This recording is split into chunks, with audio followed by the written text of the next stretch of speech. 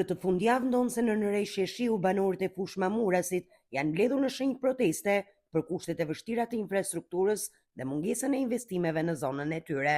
Rreth 100 familje të këtij komuniteti përballen çdo ditë me një rrugë në gjendje të mërjarueshme që kanë përshkuar për vite me radhë drejt banesave të tyre. Në disa raste, banorët kanë kontribuar vetë me të ardhurat familjare për të bërë riparime të pjesshme, por rreshjet e fundit të shiut e kanë kthyer përsëri rrugën në gjendjen fillestare. Për kanalit Kollos, ujti më hymë më borë, rrugën e shqipni vetë jashtë, për ma kesh ka 30 vjetë që jena demokrati, Njëta situatë. Njëta situatë. Pra ne ju lutëmi shumë të dy gjona i donë. Pra ju ujtë futet në Shikoje, e ka qenë në ma shumë, po kam hapi i gropë, edhe ri ujti ato. Pra ne ju lutëmi shumë. E vështirë situata? Shumë e vështira për ne.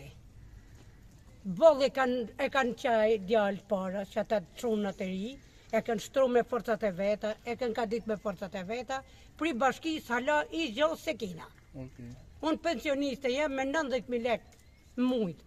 Përveç infrastrukturës rrugore, banorët shprehen të shqetësuar edhe për mungesën e kanalizimeve të ujrave të zeza, një problem i kaershëm që sipas tyre po ndikon drejt për drejt në higjienën dhe jetesën e përditshme. Fushë Mamurasi është një nga fshatrat me popullsinë më të madhe në zonë, me rreth 6.000 banor, por sipas tyre ka mbetur ndër më të haruarit për sa i përket investimeve publike. Banorët kërkojnë që institucionet vendore dhe deputetët e zonës të mbajnë premtimet e dhëna për përmirësimin e infrastrukturës dhe sistemimin e kanalizimeve, pasi jetesa në këto kushte, siç thonë ata, është bërë e vështirë dhe degraduese.